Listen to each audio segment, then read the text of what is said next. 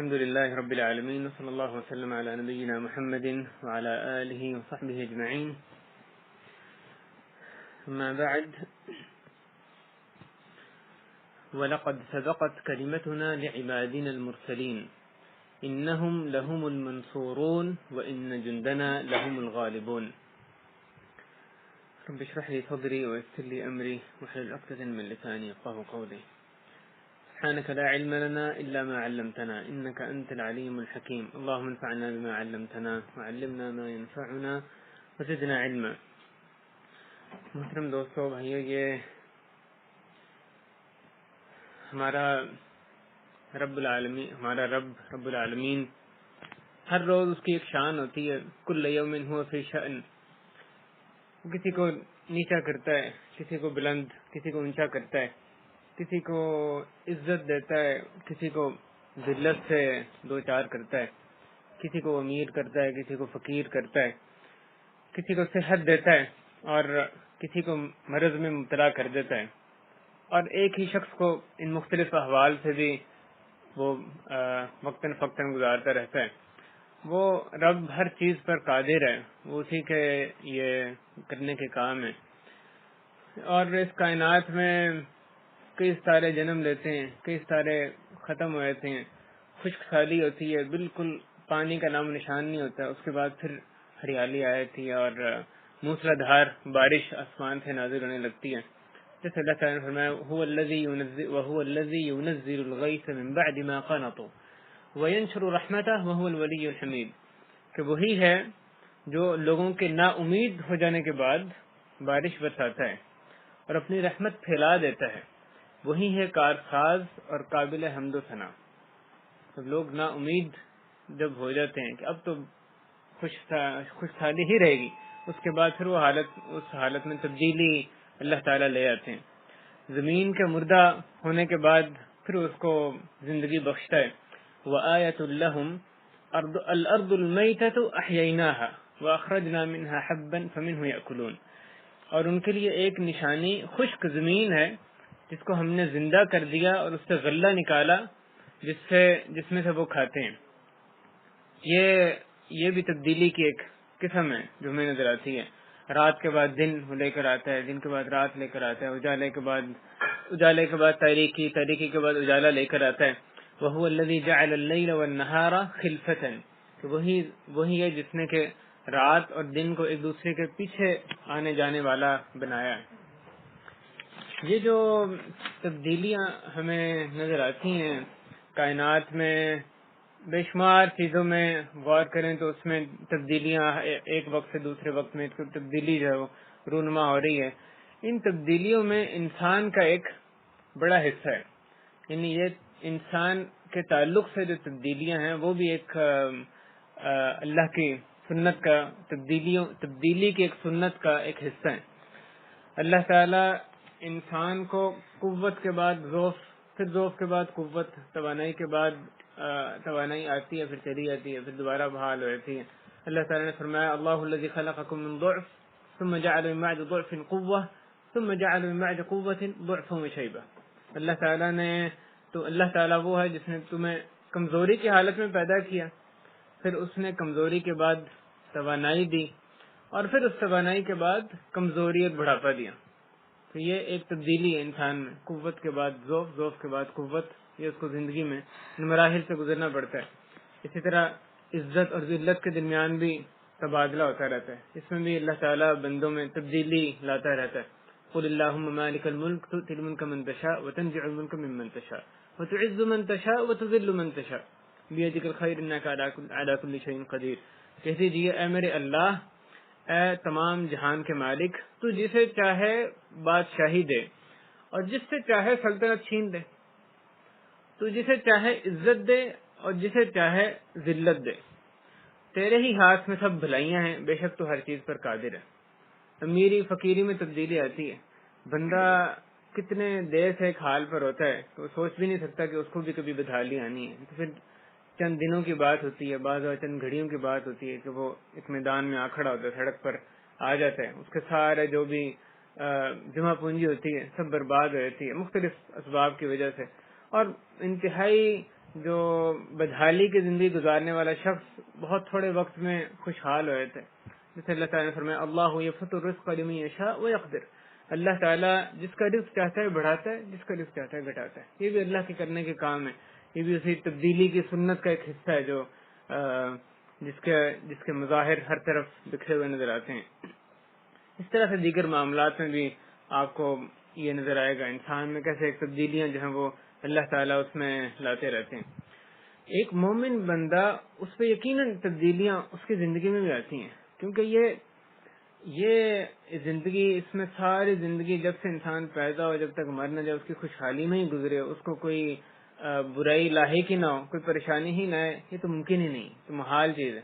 یہ تو اگر ہوگا تو وہ جنت میں ہی ہوگا، جس کو جنت نصیب ہوگی وہاں جا کے جب قدم رکھے گا اس کے بعد سے کوئی پریشانی نہیں. لیکن یہ دنیا جو ہے یہ تو دار الابتلاء، اس میں آزمائشیں مصیبتیں رکھی ہیں. ہر انسان لازماً یا اس وقت آزمائش میں مبتلا یا ایک آزمائش کا انتظار کر رہا ہے، آگے کوئی اس کو آزمائش آنے والی ہے. لیکن ایک مومن بندہ وہ ہر حال میں اللہ کی بندگی اختیار کرتا ہے، اسی کی عبادت کرتا ہے. یہ جو تبدیلیاں اس کی زندگی میں رونما ہوتی ہیں یہ اس کو اللہ کی بندگی سے دور نہیں کر دیتی، بلکہ وہ خوشحال ہو یا بدحال ہو وہ اللہ کی بندگی پر صحیح معنی میں گامزن رہتا ہے. اگر اللہ تعالیٰ اس پر نعمت کرتے ہیں تو اللہ کا شکر ادا کرتا ہے، اگر اللہ تعالیٰ اس کو آزمائش میں ڈال دیتے ہیں تو وہ اس پر صبر کرتا ہے اور اس پر بھی اجر کماتا ہے. اور اللہ کے فرمان پر وہ غور کرتا رہتا ہے کہ وَعَسَىٰ أَن تَكْرَهُوا شَيْئًا وَهُوَ خَيْرٌ لَكُمْ وَعَسَىٰ أَن تُحِبُّوا شَيْئًا وَهُوَ شَرٌّ لَكُمْ وَاللَّهُ يَعْلَمُ وَأَنتُمْ لَا تَعْلَمُونَ. کہ ممکن ہے تم کسی چیز کو بری جانو اور دراصل وہی تمہارے لیے بھلی ہو. تو وہ کہتا ہے کہ ممکن ہے یہ جو مجھے لگ رہا ہے کہ مجھے شر پہنچ گیا ہے، برائی آ گئی ہے، اچھے اوقات گزر گئے ہیں، ممکن اسی میرے لیے بھلائی ہو. کیونکہ ممکن ہے تم کسی چیز کو بری جانو لیکن اسی میں اصل میں تمہارے لیے بھلائی ہو. اور یہ بھی ممکن ہے، آگے اللہ تعالیٰ نے فرمایا ترجمانی ایسے، یہ بھی ممکن ہے کہ تم کسی چیز کو اچھی سمجھو اور حالانکہ وہی تمہارے لیے بری ہو. حقیقی علم اللہ ہی کو ہے، تم محض بے خبر ہو. واللہ یعلم وانتم لا تعلمون. یہ اللہ کے کرنے کے کام ہے، وہ اس کی حکمتیں جانتا ہے. حقیقی علم اسی کے پاس ہی ہے. بندہ بہت ہی شارٹ سائٹڈ ہے، بہت محدود اس کی نظر ہے. اصل میں جو ہر چیز کی عاقبت، ہر چیز کا انجام کار ہے وہ سے اللہ تعالیٰ ہی باخبر ہے. یہ تبدیلی اللہ تعالیٰ کی طرف سے ایک سنت ہے، لیکن اللہ تعالیٰ اپنے بندوں میں بری تبدیلی نہیں لے کر آتا جب تک کہ وہ خود اپنے آپ کو تبدیل نہ کریں، جب تک کہ وہ خود اس برائی کی ابتدا نہ کریں. بری تبدیلی خود بندے لے کر آئیں گے، جس کے نتیجے میں اللہ تعالیٰ ان کے حالات برائی کی طرف لے جاتا ہے، پلٹا دیتا ہے. جیسا کہ رب العالمین نے فرمایا ان اللہ لا یغیر ما بقوم حتی یغیروا ما بانفسہم، کہ اللہ تعالیٰ یقیناً کسی قوم کی حالت نہیں بدلتا جب تک کہ وہ خود اسے نہ بدلیں جو ان کے دلوں میں، جب تک کہ وہ اپنے اوصاف خود نہ بدل ڈالیں تب بھی ان کی حالت برائی کی طرف جاتی ہے، جبکہ خود اپنی حالت برائی میں وہ ملوث ہوتے ہیں. لہذا اللہ تعالیٰ اپنے بندوں کی حالت نعمت سے عذاب کی طرف نہیں بدلتا. اللہ تعالیٰ اپنے بندوں کی حالت امیری سے فقیری میں تبدیل نہیں کرتا. وہ ان کی حالت عزت سے ذلت میں نہیں پلٹتا. اللہ تعالیٰ اپنے بندوں کی حالت امن سے خوف میں نہیں بدلتا جب تک کہ خود بندے اس کی ابتدا نہ کریں، جب تک کہ بندوں کی طرف سے اس کی ابتدا نہ ہو، جب تک کہ وہ شرک کی، معصیتوں کی، بدعات کی ابتدا نہ کر لیں، جب تک کہ اس کے بندے اس کی شریعت کے دائرہ کار سے باہر نہ نکل لیں، جب تک کہ اس کے بندے اس کی مخالفت نہ کرنے لگیں، اس کی معصیت نہ کرنے لگیں. جب وہ یہ کرنے لگیں گے، جب وہ ایسی تبدیلیاں خود لے کر آئیں گے، اللہ کے بندے برائی کی طرف جائیں گے، اللہ کی معصیت کا ارتکاب کریں گے، شرک خرافات بدعات کے پیچھے پڑیں گے، تب اللہ تعالیٰ ان کی حالت برائی کی طرف پلٹ دے گا. ورنہ اللہ تعالیٰ نہیں بدلتا. اللہ تعالیٰ برائی کی طرف صرف تب ہی حالت پلٹتے ہیں جبکہ خود بندوں کی طرف اس کی سزا ہوتی ہے. وہ خود برائی لے کر آتے ہیں تو اللہ تعالیٰ ان کی حالت کو برائی کی طرف پلٹتے ہیں. اور پھر اگر وہ بندے پھر اللہ تعالیٰ کی طرف متوجہ ہو گئے، توبہ کر لی، پلٹ گئے، اس کی طرف رجوع کر لیا، تو اللہ تعالیٰ پھر ان کی حالت اچھی فرما دیتے ہیں. ذلك بأن الله لم يكن مغيرا نعمة انعمها على قوم حتى يغيروا ما بانفسهم. یہ اس لیے کہ اللہ تعالیٰ ایسا نہیں کہ کسی قوم پر کوئی نعمت انعام فرما کر پھر بدل دے، جب تک کہ وہ خود اپنی اس حالت کو نہ بدل دیں جو ان کی اپنی تھی۔ یہ کون فرما رہا ہے؟ وہ ذات فرما رہی ہے، وہ اللہ تعالیٰ فرما رہے ہیں جو کہ خود تبدیل کرنے والا ہے حالت کو۔ وہ اپنی سنت کا ذکر فرما رہا ہے کہ میں قوم کی حالت نہیں بدلتا، جو اس کو ایک نعمت دی ہے اس سے وہ قوم سے نعمت نہیں چھینتا جب تک وہ خود اپنی حالت نہ بدل لیں۔ جب مومن بندے اللہ کی طرف توبہ کرتے ہیں تو اللہ عز و جل ان کی حالت پر بہتری کی طرف پلٹا دیتے ہیں، تبدیل فرما دیتے ہیں، اور اللہ تعالی حالات میں ایسی تبدیلی رونما کرتے ہیں، اس کا ایسی تبدیلی کا اجرا کرتے ہیں کہ وہ حالات ان کے موافق ہوتے ہیں۔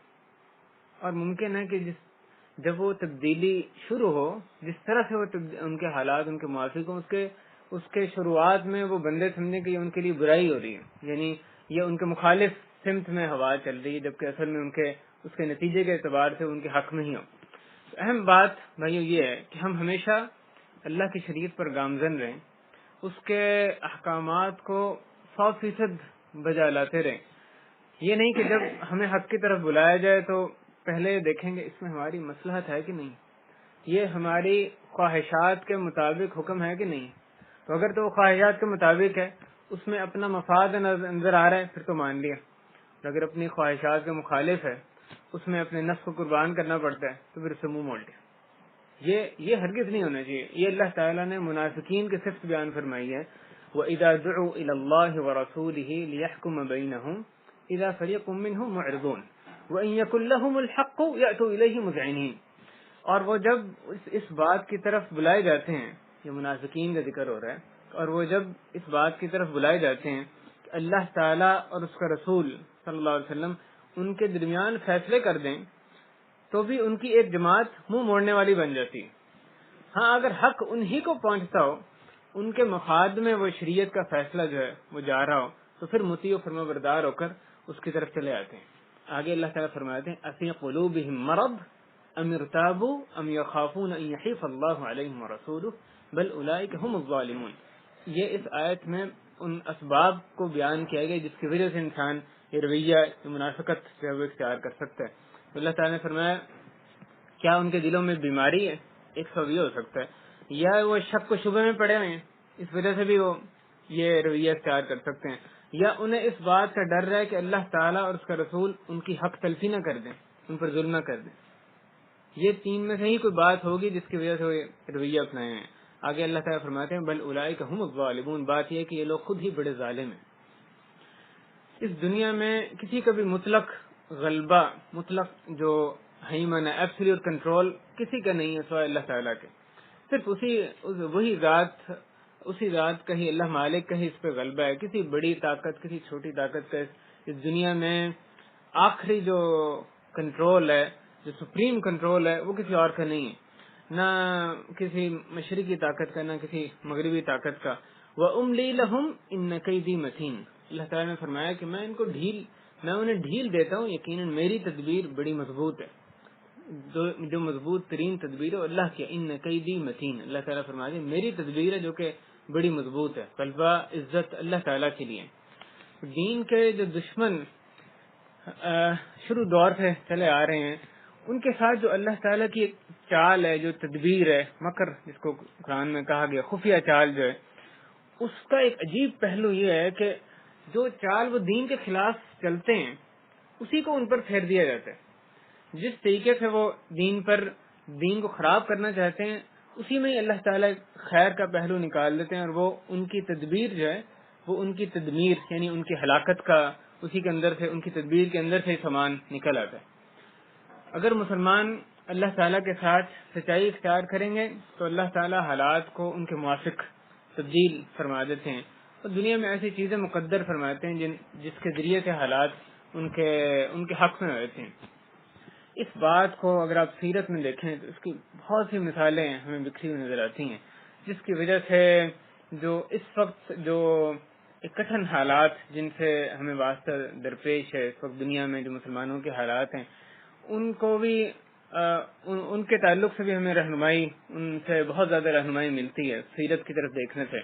نبی مکرم صلی اللہ علیہ وسلم اور ان کے صحابہ کرام رضوان اللہ تعالی مجمعین، وہ جو اپنے رب تعالیٰ کے ساتھ سچے تھے تو اللہ تعالیٰ نے بھی عجیب غریب طریقوں سے ان کی مدد فرمائی، حالات کو ان کے موافق تبدیل فرمایا، ان کے حق میں تبدیل فرمایا. اور بعض تبدیلیاں تو ایسی تھیں جو کہ ایک مدت پہلے، یعنی رسول کریم صلی اللہ علیہ وسلم کی بعثت سے ایک مدت پہلے رونما ہو گئی تھی. اصحاب فیل کا جو واقعہ ہے، ہاتھی والے جس کے بارے میں سورہ فیل نازل ہوئی، تو اللہ عز و جل نے اصحاب فیل کا واقعہ مکہ میں اسی سال کیوں مقدر فرمایا تھا؟ اللہ تعالیٰ نے اس کو مکہ میں اس کا اجرا فرمایا، اور اللہ کی تقدیر کی مشیت تھی کہ مکہ میں اس کا ظہور ہو، کہ اس سال اس کی وجہ سے مکہ مکرمہ لوگوں کی اور زیادہ توجہ کا مرکز بن گیا. اور یہ وہی سال تھا جس میں رسول کریم صلی اللہ علیہ وسلم کی پیدائش ہوئی تھی. مکہ مکرمہ جہاں عرب میں پہلے بھی عظمت والا تھا، لیکن اس واقعے کی وجہ سے اس کی تعظیم اور زیادہ ہو گئی تھی، اس کی حرمت پہلے سے کہیں زیادہ بڑھ گئی تھی، اور لوگ اس کی طرف آنے جانے پہلے سے بہت زیادہ لگے تھے، اس کی طرف زیادہ وفود، زیادہ تعداد میں لوگ آنے لگے تھے. جس کا نتیجہ کیا تھا، جو کہ بالواسطہ طور پہ اس اصحاب فیل کے قصے کا نتیجہ تھا، کہ رسول کریم صلی اللہ علیہ وسلم نے جب اپنی دعوت پیش کرنی شروع کی تو لوگوں کا آنا مکہ میں، ان کی آمد کہیں زیادہ تھی بنسبت اصحاب فیل کے قصے سے پہلے کی نسبت. اور وہ ایک ایسا امن والا شہر لوگوں نے اس کو بنایا ہوا تھا، خود بھی اس پر اس کی امن کی حفاظت وہ کرنے والے تھے، کہ اگر کسی کو اپنے باپ کا قاتل بھی وہاں نظر آیا تھا مکہ کی حرم کی حدود میں، اس کو بھی کچھ نہیں کہتا تھا. اتنا زیادہ تقدس تھا اس جگہ کا کہ باپ کا قاتل سامنے ہے لیکن اس کو وہ کچھ نہیں کہے گا. نہیں، یہ شہر جو اس میں جائز ہی نہیں، کسی قسم کے قتل جو جدال ہے وہ اس میں جائز ہی نہیں. اس حد تک وہ امن والا تھا. رسول کریم صلی اللہ علیہ وسلم کی جب دعوت آپ نے شروع کی تو لوگوں کے وفود کثرت سے اس وقت وہاں پہ آ رہے تھے، اور اس اصحاب فیل کے قصے کی وجہ سے زیادہ لوگوں کو ان کی دعوت سے کی معرفت حاصل ہوئی. رسول کریم صلی اللہ علیہ وسلم کی معرفت، اسلام کی ان کے ذریعے سے معرفت جو وہ حاصل ہوئی تھی. یوم بعاث کی طرف دیکھیں، یہ ایک مثال تھی کس طرح سے اللہ تعالی حالات کو رسول صلی اللہ علیہ وسلم اور جو صحابہ کرام جو سچے مسلمان ان کے موافق تبدیل فرماتے ہیں. یوم بعاث یہ ایک جنگیں بہت شدید قسم کی چھڑی ہوئی تھیں اوس اور خزرج کے درمیان میں، جو مدینہ میں جو بعد میں یعنی انصار بن گئے تھے. مدینہ میں جو دو سب سے بڑے قبیلے تھے اوس اور خزرج، ان کے درمیان تباہ کن جنگیں چھڑی ہوئی تھیں، اور ان جنگوں کی وجہ سے وہ مدینہ منورہ رسول کریم صلی اللہ علیہ وسلم کی آمد کے لیے تیار ہو گیا تھا. اللہ تعالیٰ نے کیسے اس کی تیاری کا بندوبست فرمایا تھا. اور یہ حضرت عائشہ رضی اللہ عنہا خود اس بات کا ذکر فرماتی ہیں کہ اللہ تعالیٰ نے کان یوم بعاث یوم قدمہ اللہ لرسولہ فقدم رسول اللہ صلی اللہ علیہ وسلم وقد استرق ملأهم وقتلت ثرواتهم، کہ یوم بعاث ایک ایسا دن تھا جو اللہ تعالیٰ نے اپنے رسول صلی اللہ علیہ وسلم کو پیش کیا. رسول اللہ صلی اللہ علیہ وسلم ایسی حالت میں مدینہ تشریف لائے کہ اوس اور خزرج متفرق ہو چکے تھے اور ان کے سرداران قتل ہو گئے تھے. ان کے درمیان جو خانہ جنگی ہو گئی تھی اور ان کے سردار قتل ہو گئے تھے، اس کی وجہ سے جو ایک خلا پیدا ہو گیا تھا. جب رسول کریم صلی اللہ علیہ وسلم وہاں پہ تشریف لے گئے تو انہوں نے بغیر دیر کیے آپ کی ریاست، آپ کی جو سرداری تھی، جو رسول کریم صلی اللہ علیہ وسلم کو بحیثیت سردار اپنے فوراً انہوں نے قبول کر لیا تھا. اور وہ جو جنگیں تھیں وہ رسول کریم صلی اللہ علیہ وسلم کے دعوت پر، ان کے جلدی لبیک کہنے پر وہ اس کا سبب بنی تھی. دیکھیں کیسے اللہ تعالیٰ نے یعنی ایک اسباب جو ہیں رسول کریم صلی اللہ علیہ وسلم کے لیے پیدا فرمایا اور مدینہ کو ان کی آمد کے لیے تیار فرمایا تھا. اللہ تعالیٰ نے جاہلیت کے دور میں ایک بات یہ بھی مقدر فرمائی کہ یہودی وہ مدینہ میں اوس اور خزرج کو دھمکیاں دیتے تھے کہ ایک رسول آنے والا ہے جس کے ساتھ ہم مل کر پھر تمہیں تتر بتر کر دیں گے، تم پر جیت جائیں گے. اور یہ بات دھمکیاں ایک دفعہ دو دفعہ بارہا ان کو دھمکیاں دیتے تھے یہودی، کیونکہ وہ جانتے تھے رسول کریم صلی اللہ علیہ وسلم کے بعثت کا زمانہ اپنی کتابوں سے ان کو معلوم تھا، ان کی صفات کا بھی علم تھا. ان کو یہ پتا تھا کہ اب یہ زمانہ آ گیا، ان کی بعثت کا زمانہ آ گیا. حضرت عاصم بن عمر بن قتادہ وہ فرماتے ہیں کہ انصار کے کچھ بڑے شیوخ سے روایت کرتے ہیں کہ وہ کہتے ہیں کہ اللہ کی قسم ہمارے بارے میں اور ان یہودیوں کے بارے میں یہ قصہ نازل ہوا جو اللہ تعالیٰ نے فرمایا کہ وَلَمَّا جَاءَهُمْ كِتَابٌ مِّنْ عِندِ اللَّهِ مُصَدِّقٌ لِّمَا مَعَهُمْ. ترجمانی ایسے ہے کہ ان کے پاس جب اللہ تعالیٰ کی طرف سے اللہ تعالیٰ کی کتاب، ان کی کتاب کی تصدیق کرنے والی آئی حالانکہ خود پہلے اس کے ساتھ کفر پر فتح چاہتے تھے، تو باوجود آ جانے اور باوجود پہچان لینے کے پھر کفر کرنے لگے۔ اللہ تعالیٰ کی لعنت ہو کافروں پر۔ تو وہ فرماتے ہیں یہ حضرت جو انصار کے شیوخ جن سے روایت کر رہے ہیں وہ آگے فرماتے ہیں کہ ہم ان یہودیوں پر جاہلیت میں ایک عرصہ غالب رہے، جبکہ ہم اہل شرک تھے اور وہ اہل کتاب تھے۔ تو وہ کہا کرتے تھے، دھمکی دینے کے لیے کہا کرتے تھے کہ ایک نبی کی بعثت کا وقت آ چکا ہے، ہم اس کی اتباع کریں گے، پیروی کریں گے، اور پھر تمہیں عاد اور ارم کی طرح قتل کریں گے، تتر بتر کریں گے۔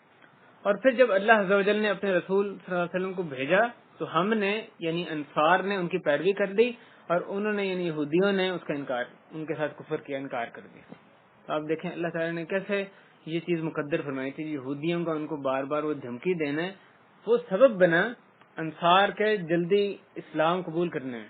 جب رسول کریم صلی اللہ علیہ وسلم آئے تو ان کے لیے نئی چیز نہیں تھی، ان کے سامنے یہ بات تھی کہ ایک نبی آنے والا ہے جو کہ برحق نبی ہوگا، جو انہوں نے یہودیوں سے بات سیکھی تھی۔ جیسے وہ نبی آیا، انصار نے ان کی دعوت پر لبیک کہا اور وہ ان کے ساتھ ان پر وہ ایمان لے آئے۔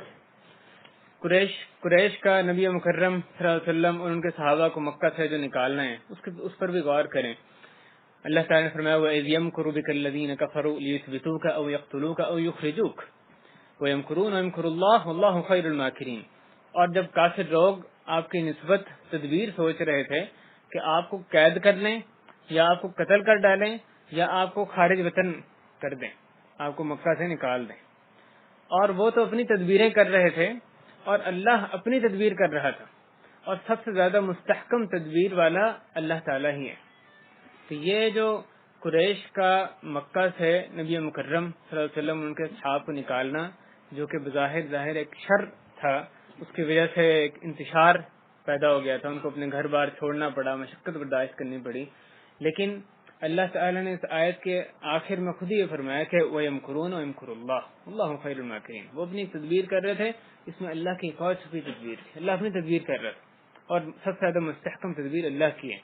یہ اسی کا ہی نتیجہ تھا، یہاں سے جب ان کو نکالا گیا تو اسلامی ریاست وجود میں آئی تھی، یعنی یہاں سے نکالنا اصل میں جو مدینہ میں اسلامی مملکت ہے اس کے قیام کا سبب بنا تھا۔ اللہ تعالیٰ نے کیسے حالات کو ان کے موافق یہ فرمایا تھا۔ صلح حدیبیہ میں دیکھیں تو عجیب و غریب اسباق اس سے بھی یعنی اس میں حالات نظر آتے ہیں، بہت سے اسباق اس تعلق سے اس میں سے ہمارے لیے نکلتے ہیں۔ ظاہری شروط پر اگر آپ دیکھیں صلح حدیبیہ کی تو مسلمانوں کے بہت خلاف نظر آتی تھی، ایسے اس میں پڑھنے سے جو ابتدائی طور پر بندے کو محسوس ہوتا ہے کہ کفر کا غلبہ اور اسلام جو اس کو سرنگوں کیا جا رہا ہے ان شرائط کے اندر، کہ حتیٰ کہ صحابہ کرام بھی اس سے یعنی انتہائی پریشان تھے، ان کو بھی اطمینان نہیں تھا کہ یہ کیسی شرائط ہیں، کیا دین اسلام پر حق نہیں ہے، کفر جو ہے وہ باطل نہیں ہے، پھر کیوں ایسے شرائط ہیں۔ ان پر رسول کریم صلی اللہ علیہ وسلم نے ان سے معاہدہ فرمایا، وہ کہنے لگے سبحان اللہ، یہ کیسے ہو کہ اس کو مشرکوں کی طرف پلٹا دیا جائے جبکہ وہ مسلمان ہو کر آ رہا ہے، ایک بندہ جو مسلمان ہو کر مسلمانوں کے پاس آیا ہے۔ اب اس معاہدے میں لکھا تھا کہ اگر کوئی بھاگ کر آئے تو اس کو واپس پلٹا دینا، انہوں نے کہا سبحان اللہ یہ کیسے ہوگا، اور جو ہم میں سے مرتد ہو کر بھاگ جائے وہ اس کو واپس نہ کریں، قریشی اس کو واپس نہ کریں۔ اس کی ایک شک تھی صلح حدیبیہ کے معاہدے کی، صحابہ کرام کو اس میں کفر کی بالادستی لگی، جیسا کہ ظاہری طور پر اس معاہدے سے لگتا تھا، لیکن در حقیقت یہ جو صلح تھی مسلمانوں کے لیے بہت بڑی ایک خیر تھی۔ مشرکوں نے مسلمانوں کو ایک طاقتور ریاست کے طور پر اس معاہدے کی شکل میں تسلیم کر دیا تھا۔ مشرکین اور منافقین کے دلوں میں اسلام مسلمانوں کی ہیبت بیٹھ گئی تھی۔ نبی صلی اللہ علیہ وسلم داخلی محاذ کی طرف یکسوئی کے ساتھ متوجہ ہو گئے تھے، کیونکہ اب یہ دوسرا خارجی محاذ قریش کی طرف سے وہ امن میں آ گئے تھے، اب وہ داخلی محاذ کی طرف خوب متوجہ ہو گئے تھے۔ اسلام کی نشر و اشاعت کا ایک زبردست موقع ہاتھ آ گیا تھا۔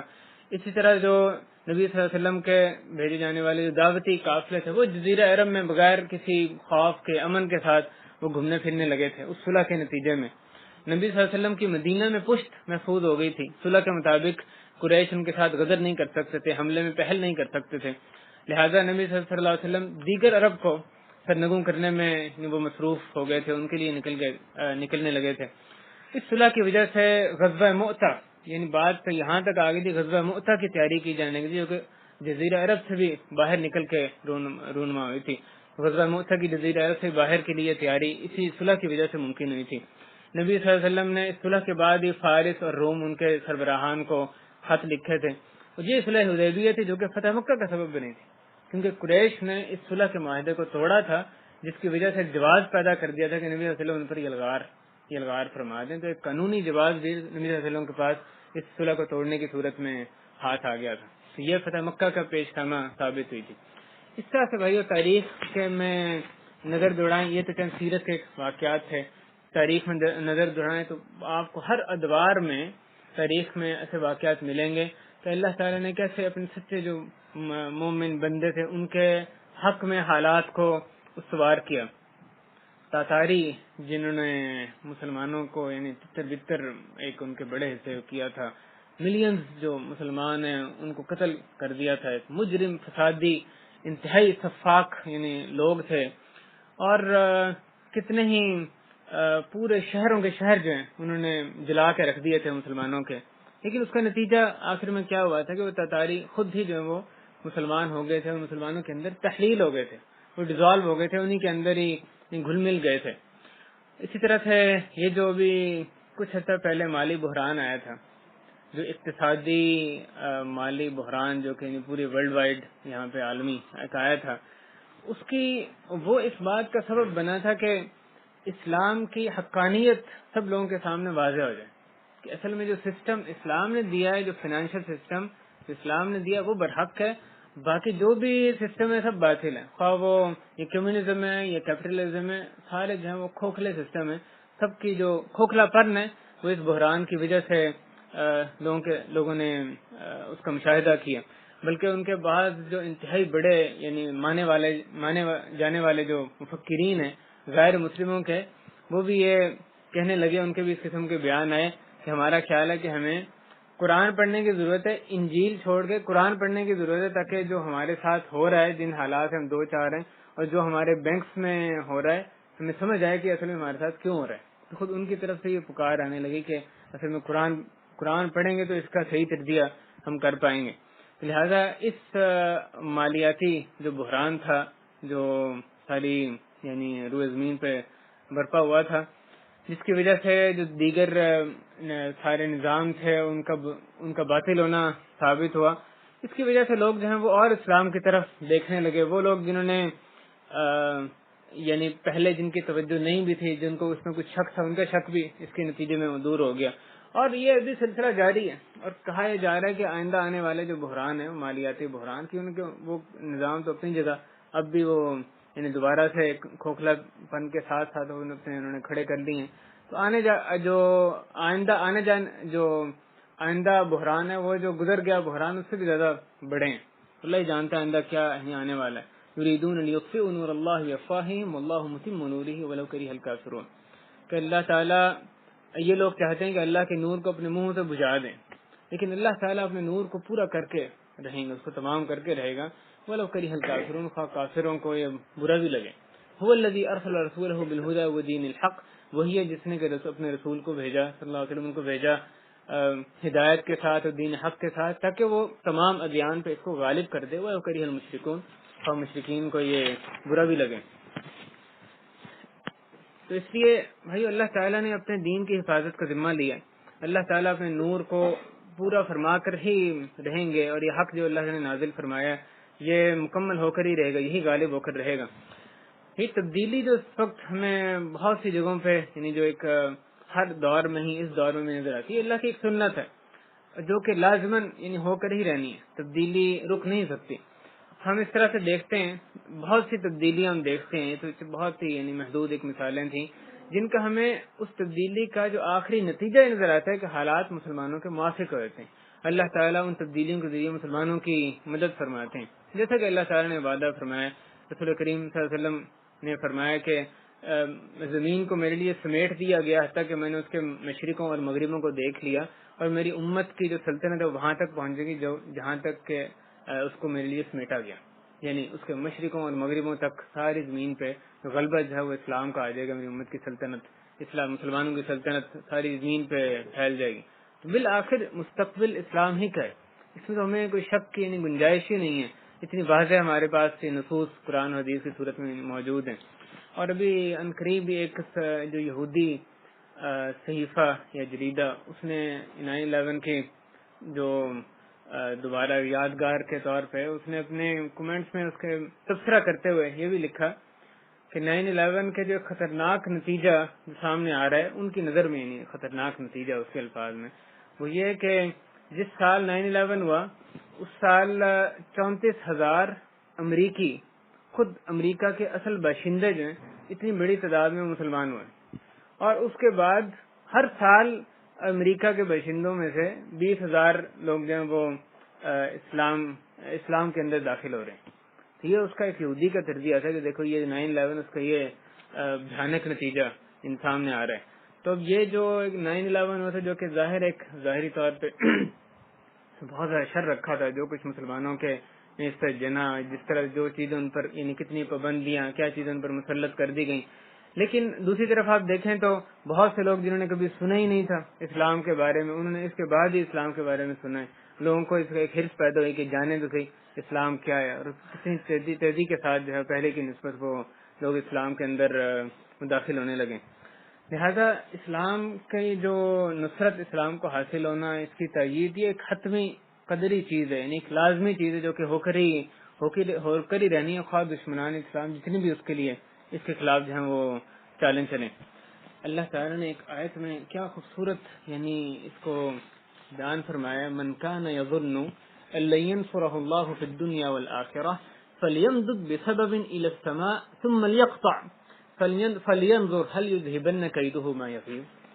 اللہ تعالیٰ نے فرمایا کہ جس کا یہ خیال ہو کہ اللہ تعالیٰ اپنے رسول کی مدد دونوں جہانوں میں، دنیا اور آخرت میں نہیں فرمائے گا، وہ اونچائی پر ایک رسہ باندھے چھت سے، کسی اونچی چیز سے، اور پھر اس کو کاٹ لے اور اس طرح سے اپنے حلق میں پھندا پھانس لے، اور پھر دیکھ لے کہ اس کی چالاکیوں سے وہ بات ہٹ جاتی ہے جو اسے تڑپا رہی ہے۔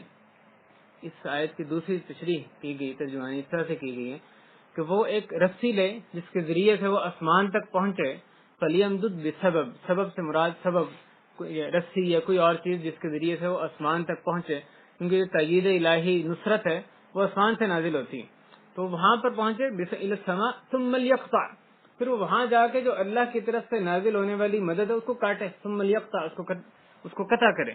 اگر وہ کر سکتا ہے تو اللہ تعالیٰ اس کو یعنی بے بسی ظاہر کرنے کے لیے کہہ رہے ہیں کہ تم جو سمجھتے ہو کہ اسلام کا اب کوئی مستقبل نہیں ہے، اللہ تعالیٰ اپنے رسول صلی اللہ علیہ وسلم ان کے پیروکاروں کو اب یار و مددگار چھوڑ دے گا، ان کا کوئی مستقبل نہیں ہے، تو تم آسمان پر ایک رسی باندھو، اس سے آسمان تک پہنچو اور وہاں سے پھر آنے والی جو مدد ہے اس کو وہاں سے کاٹو، اگر تم یہ کر سکتے ہو تو کر کے دکھاؤ۔ ثم لیقطع فلینظر، پھر وہ یہ کام کر کے دیکھے، پھر دیکھے کہ جو اس کی ساری چالاکیاں، یہ کام بھی کر لے تو وہ دیکھے اس کی ساری چالاکیاں، تدبیریں ہیں، وہ جس بات سے وہ جلتا سڑتا کڑتا ہے، کہیں اسلام غالب نہ آ جائے، دشمنان اسلام جس بات سے جلتے سڑتے کڑتے ہیں، کیا اس چیز کو یہ دور کر دیتی ہے؟ پھر اس کی چالاکیاں، اس کی جو چالیں ہیں وہ اس کی جس بات سے جلتا ہے اس کو دور کر دیتی ہیں، یعنی کیا وہ اسلام کی نصرت کو واقعی روک دیتی ہیں اس کی چالاکیاں یا اس کی جو چالیں ہیں؟ تو مراد یہ کہ نہیں روک سکتے، جو مرضی تم چال چل لو، اللہ تعالیٰ دشمنوں کے فرما رہے ہیں، لیکن تم اسلام کے غلبے کو نہیں روک سکتے۔ تم آسمان پہ رسی باندھ کے وہاں سے مدد کاٹ سکتے تو کاٹ دو، وہاں سے اللہ تعالیٰ کی مدد جو آنے والی ہے اس کو کاٹ دو، تو پھر دیکھو کیا تم اس مدد کو روک سکتے ہو۔ اس آیت میں اس طریقے سے اللہ تعالیٰ نے اسلام کی نصرت جو اس کا مستقبل ہے اس کو بیان فرمایا۔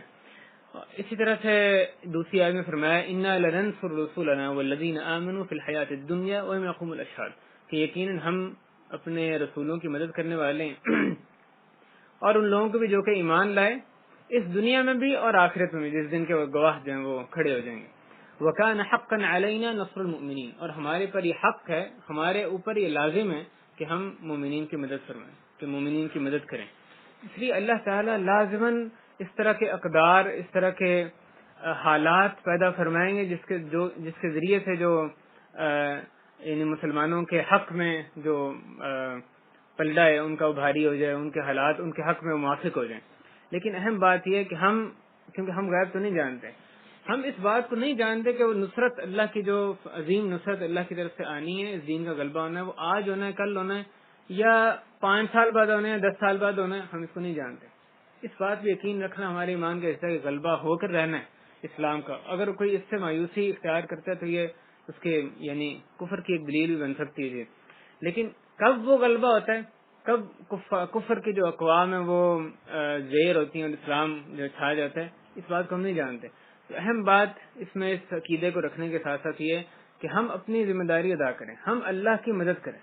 جیسے اللہ تعالیٰ نے فرمایا ان تنصروا اللہ ینصرکم، تم اللہ کی مدد کرو گے تو اللہ تعالیٰ تمہاری مدد فرمائے گا. اللہ کی کچھ سنتیں ہیں، یعنی اگر بندے اس کی مدد کریں گے، جس سے مراد یہ کہ اس کی شریعت پر چلیں گے، اس کی شریعت کو لاگو کرنے کی، اس کو پھیلانے کی، اس کی طرف دعوت دینے کی کوشش کریں گے تو اللہ تعالیٰ ان کی مدد فرمائے گا.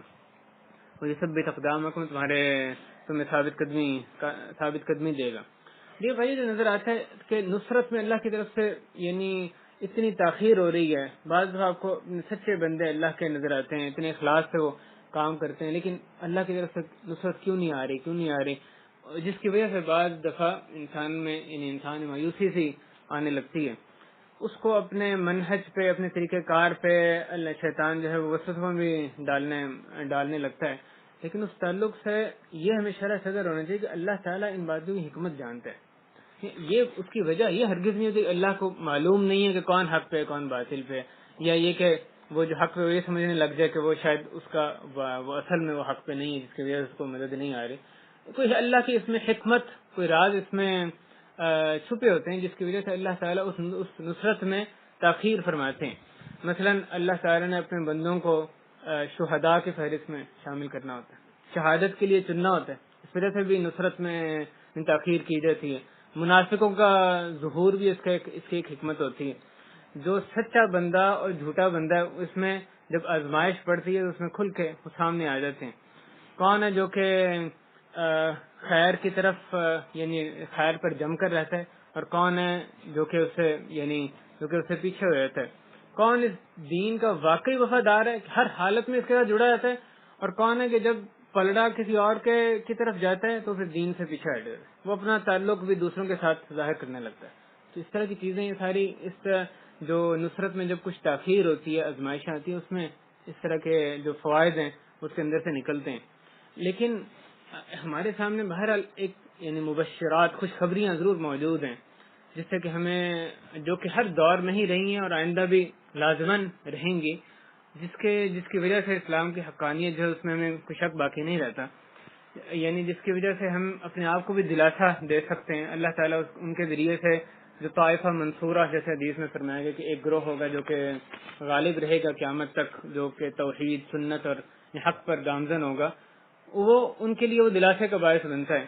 مثلا یہ بات کہ جو بیان میں، دلیل میں جو غلبہ ہے، یہ آپ کبھی اول یوم سے لے کے آج تک نہیں دیکھیں گے کہ ایک مشرک آدمی یا ایک بدعتی آدمی، ایک موحد سے یا جو ایک اہل سنت، ایک ایسا عالم جو کہ متمکن بھی ہو، اپنے علم میں بھی صحیح ہو اور بیان کرنے کی صلاحیت بھی اس میں ہو، اس سے مناظرہ کرے یا اس کے ساتھ وہ بحث کرے پھر وہ غالب آ جائے.